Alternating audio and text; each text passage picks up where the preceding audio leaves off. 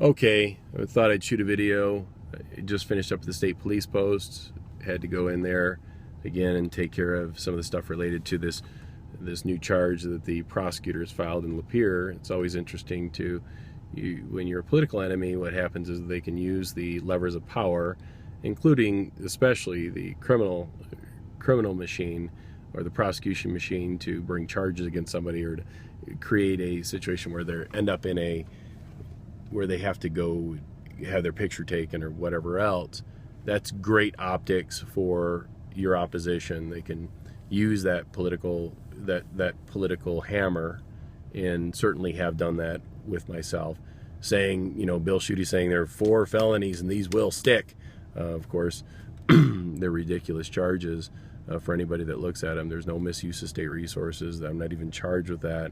It's some concoction or mishmash of something, and when I try to explain it to people what the actual charges are, it just doesn't even make any sense. So anyway, I wanted to do this video because it relates to the prosecutor's race. I thought it was really important to have the discussion about the prosecutor's race. I'm running for prosecutor in Lapeer County. Love to be your prosecutor. Prosecutor it's a really, really important position, and I'm running for it because I think it's important that we have at least the conversation in regards to the prosecutor's position. It's absolutely essential that we have the conversation because, Tim Turkelson is running, and a man named Mike Sharkey, and Mike has a reputation, whether you like him or you can't stand him. He's, I would say, put forward, a damn good challenge to Tim Turkelson. I entered in because I felt like Tim Turkelson should not be the prosecutor. He's used the position for his own political benefit, for his own personal benefit, and he has not been a good servant with the power that has been bestowed upon him in the official position. Hasn't at all. And Tim Turkelson was in private practice a couple of years ago, and then he went for a judgeship that was vacated by Mike Higgins, and he went for the judgeship, a circuit court judgeship in the same county. And Byron Conchu, who was the current prosecutor, went for the same position. Byron got the position, and then the county appointed Tim Turkelson to fill the vacant seat that Byron Conchu vacated. And so Turkelson became the prosecutor. Byron Conchu became the judge, kind of a step up in that direction, the black robe and all of that, which is very alluring to lawyers. And Tim Turkelson, immediately using some nefarious, stuff, did an investigation into his prior opponent. And there was some suppression or hidden evidence and some stuff that would have cleared Mr. Conchu from the allegations that Tim Turkelson had brought. And those things were hidden and kept from being brought out in the public. So Byron Conchu, of course, had his face plastered around the nation, bad judge, all this sort of accusations of misappropriation of state resources, and it was all a lie. It turns out there was no validity to it, and the charges were dropped, and it was dropped away. They didn't have enough to prosecute him, and and yet this man's life is run through destroyed for a couple of years. It cost the taxpayers hundreds of thousands of dollars, if not upwards of $500,000 or more, that it ends up costing the county and the taxpayers of the state, and probably will cost them much more than that in lawsuits that are coming. And Tim Turkelson did that and used his position to try and punish a political enemy.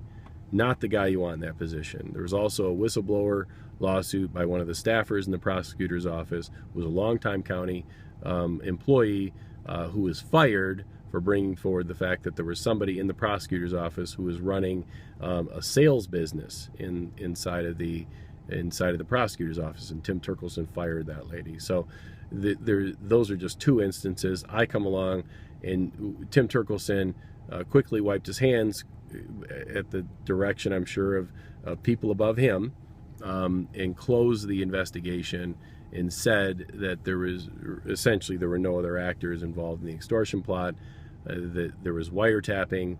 It was clear that there was wiretapping. They refused to prosecute the extortion, refused to prosecute the wiretapping, and the illegal surveillance and the misuse of state resources that went along with that. And these were folks, people, they were doing this during the day, during business hours, on state time. And so all of that was suppressed. And so that evidence took me 9 months to even get the state police to turn it over, which we now have, that shows that these 3 wombats who were crying about, all of this terrible stuff that I was doing in state offices were lying and then perjuring themselves and admitting to wiretapping on the stand, and not to mention some other stuff. So inside of that, that will all play its way out. I will be cleared. I will be cleared from the charges that are there. They're just continuing to recycle it, because now, of course, there is a primary where Turkelson is certainly doesn't have the love of many, and looks at it as though he's used his position in a corrupt way. I think he has. A lot of evangelicals have moved over to Sharkey. Sharkey, though, is a social liberal. So you've got a 3-way decision to kind of make there. And I would say, don't vote for Tim Turkelson. I would love to have your vote. I'd love to be the prosecutor, and certainly understand what it's like to be maliciously and wrongfully accused, and to have all sorts of allegations brought against me by people who are working on the state dime to do it, and not to mention to see the state police and other elements push out a political narrative while hiding the evidence that clears me, and to see the media do that, and to be involved in the middle of that was a terrible experience for myself, when in reality it wasn't true. It just wasn't true. So you can make your decision, but I would say inside of that, that's your decision. So you've got Turkelson, corrupt, absolutely shouldn't be in that position. Sharkey, take him or leave him, like him or don't. He's got a reputation. I think he's a damn fine attorney. Whether or not you want him in that position or see him as a good fit for that position, but he's a social liberal from my perspective, and then myself, and you can take that for what it's worth in regards to that. So that's kind of my summary inside of that. I'd love to be your prosecutor. I think it's a really important position. It shouldn't be looked at lightly as a political appointment, because you're dealing with people's lives, and if the person's wrongfully accused, you should make every effort to make damn sure that law enforcement isn't hiding that, so that members of your community are thrown in prison or serving terms in prison that they shouldn't be. You want somebody not that operates as a district attorney that will see the evidence and demand from law enforcement that they turn over the information, and not pull any punches. And they don't want that. They want political appointees who will bow and kneel and kiss the ring so that they can move up in their next political position. And Turkelson fit that bill perfectly.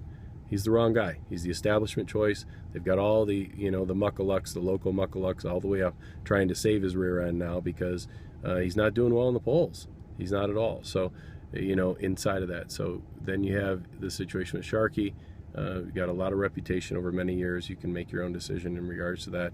And then myself, I'd be more than honored to serve. I love the community. We've been here a long time, even after all of this and the lies that the local paper has said about me and my family, and the hateful spewing that happened. We still love Lapeer, still love it, and love the community that's here. And we've certainly appreciated those who are true friends. The nice part about being and having all of this sort of thing happen is you get down to knowing who your true friends are, and I'm very thankful for the people who love me and care for me and my family, and have really taken a lot of effort day after day to hold us up in prayer, and to continue to to walk with us in this process. I'm still at the office every day, so I have people stop in every day to stop in and say hi, and to tell me how much they love me, and so folks, I was the most conservative state rep that this district had ever seen.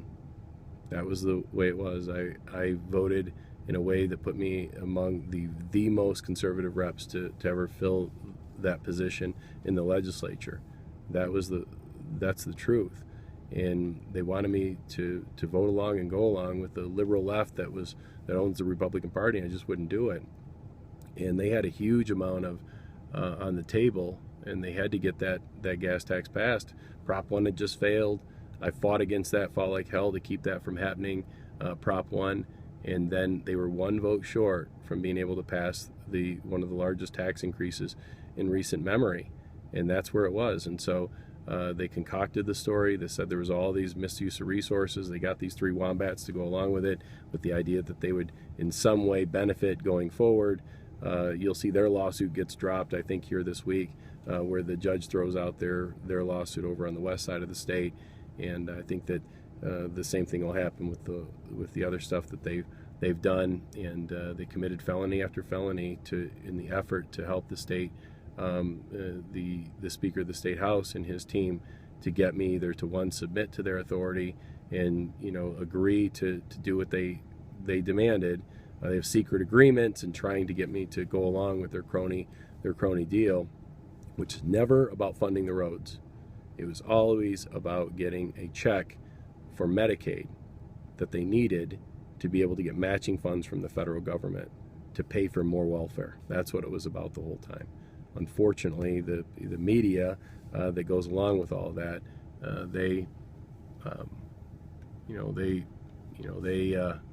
of course didn't want that story out. So, and of course, last summer there were dead bodies stacking up in Flint, and so they could use myself and keep me in the news, and then avoid the idea or getting into the press that really the governor knew the whole time, and everybody understands that, and they knew that. They also knew that they needed to feed the media something, and so I was that something. So take that for what it's worth. This is my campaign video. It's a little different than probably any of the others you'll see. And, again, for those who have been supportive and continue to pray for my family, and those who have stopped in to say hi, and I've appreciated, everything. Thank you so much. When you become an enemy of the state, which is what I became, and you press against power, it reacts in unleashing all of this torrent that comes, and you've been able to watch it and witness that and see how it happened. Would I do it again, as far as fighting back and continue to fight back? Now, the people serving there that got felony convictions, people serving there that have forced staffers to have sex with them. You got people there that have shot at automatic weapons in their neighborhood that didn't get forced to resign or weren't expelled. You have Brian Banks. You have others. So drunk drivings and that sort of thing. No, this was because I wouldn't play ball with them. That's what that was about. So anyway, enough on that. God bless you all. Have a great day. Vote on August 2nd. I appreciate you vote Courser. I certainly would appreciate that. And if not, certainly don't vote Mike Sharkey. Don't vote Tim Turkelson. If you can't vote for myself for whatever reason, you're still working through that, and then please vote for Mike Sharkey as the alternative. Okay, God bless you. Have a great day. Thanks so much for your prayers and your support. Bye-bye.